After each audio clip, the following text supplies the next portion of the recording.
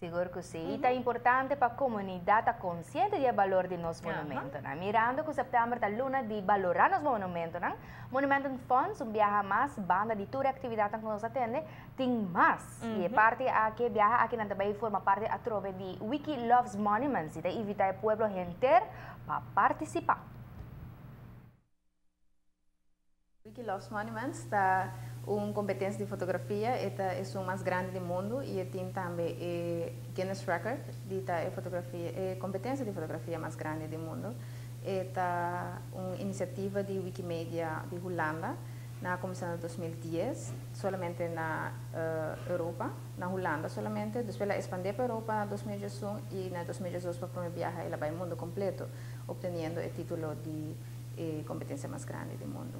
Na 2013, Aruba participou por uma viagem, nós estávamos na Isla mais chiquita que participar, como isla, de mais de 40 participantes, e nós logramos de estar, nós visa per capita na de 5 lugares de participação.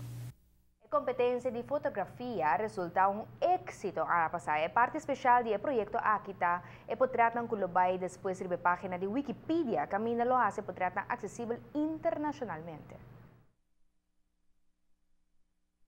Aqui também está mescosco, passar o tema principal está o monumento de Aruba. A única diferença é que aqui nós lo hacemos via nosso Facebook page de Stichting Monumento Funds. Ribesa aqui em por subir e seguir instruções para participar via Facebook. A nós lo está encarregado para sorte para encontrar aqui vai riba Wikipedia para sobre a receita e do final que nós riba Wikipedia para o mundo inteiro por essa aqui e também que não por Word utilizar para estudante ou qualquer pessoa livremente. O projeto aqui está de promê para 30 de setembro e está para e toda gente por participar. Toda potrata mestre queda poner a página de Facebook de Monumento Funds e na final saca ganador. Requisito sim, mas tem bom conta com ele.